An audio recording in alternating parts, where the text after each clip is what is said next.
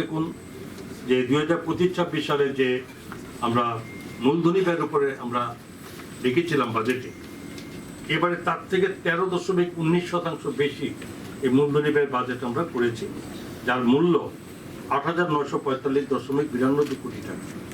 এই মূলধনী ব্যয়ের উপরে এই বাজেটে আমরা এই প্রবিধান রেখেছি। এবং সবচেয়ে বড় কথা যে বাজেট বৃদ্ধি হচ্ছে। আমরা সরকারে আসার আগে যে বাজেট দেখেছিলাম যে বিলো 15,000 কোর্সের বাজেট ছিল, এবং সময়ের সঙ্গে সঙ্গে বাড়তে বাড়তে আজকের দিনে 34,000 এবং 212.31 কোটি টাকার বাজেট আমরা পেশ করেছি, দ্বিগুণেরও বেশি। এই একটা পাশাপাশি এটা আপনাদেরকে বলা উদ্দেশ্য যেটা, যে রাজ্যের মানুষকে জানতে হবে এই বাজেট বৃদ্ধি হচ্ছে, কিন্তু আমরা কোনো এক্সট্রা কোনো কর কিন্তু সাধারণ জনগণের উপর আমরা চাপাইনি। বিনা কর বৃদ্ধি, কোনো কর চাপিয়ে দেওয়ার থেকে বাইরে থেকে আমরা এই জায়গায় পৌঁছেছি। এটা প্রথমত কারণ যে কতগুলো পয়েন্টের উপর কিসের প্রশ্ন আসবে, তার কিসের ভিত্তিতে বাজেটের টাকা বাড়ছে। এটা আমরা বলি যে প্রধানমন্ত্রী নরেন্দ্র মোদীজি যেভাবে ওনার এই প্রধানমন্ত্রীতে আসার পর থেকে দেশের অর্থনীতি যেভাবে বাড়ছে, ক্রমান্বয়ে আপনারা সকলে জানেন যে আমরা এখন 4র্থ স্থানে পৌঁছেছি মানে আমাদের ওয়ার্ল্ড ওয়াইড। সেখানে আস্তে আস্তে সে তার পরিমাণে এবং তার পরিপ্রেক্ষিতে এবং যেভাবে জিএসটির মাধ্যমে যেভাবে অনেকভাবে সরলীকরণ করে দেওয়া হয়েছে এবং এটা আমাদের মানে অর্থনীতি জিডি বাড়ছে, তো তার পরিপ্রেক্ষিতে রাজ্যগুলোকেও সেভাবে অনেক সহযোগিতা, বিভিন্ন রকম স্কিম সেখানে আপনারা দিচ্ছে, বিভিন্ন অতিরিক্ত টাকা দিচ্ছে।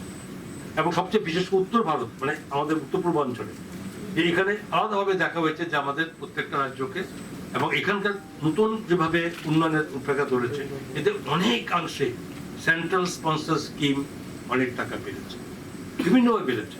মানে বিভিন্ন স্পেশাল ফান্ডগুলোতে যে এক্সটার্নাল এইডেড প্রজেক্ট, যে ওয়ার্ল্ড ব্যাংকের মারফতে, সার্সকির মাধ্যমে, RIDF এর মাধ্যমে, এবং এই সব বিভিন্ন যে RIDF থেকে শুরু করে এই সমস্ত কিছুতে যথেষ্টভাবে রাজ্যের উন্নতিকে মানে এগিয়ে নেওয়ার ব্যবস্থা।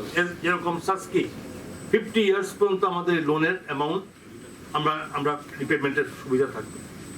এই যে সুবিধাগুলো দেওয়া হয়েছে, এতে কি হয় যে রাজ্যগুলো শক্তিশালী হয়, আমরা সাহস করে আমরা বাজেট নিতে পারি এবং তারই পরিকল্পনা যে আজকে এই বাজেট আমরা করেছি, যার জন্য আমাদের বাজেট আজকে এই জায়গায় এসেছে।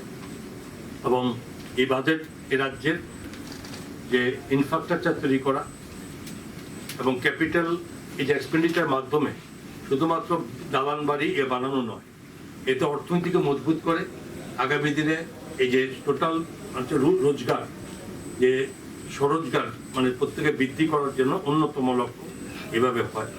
এবং এর ক্ষেত্রে দেখুন আমরা স্বাস্থ্য খাতের উপরে, এই যে হেলথ ডিপার্টমেন্ট, আমরা সবসময় জোর দিই যে যদি আমার স্বাস্থ্য পরিষেবা ভালো থাকে তবে একটা রাজ্যের অন্যরকম ভাবে একটা মানে নতুন পদক্ষেপ মানুষে পৌঁছাতে পারে। তো সেই ক্ষেত্রে আমরা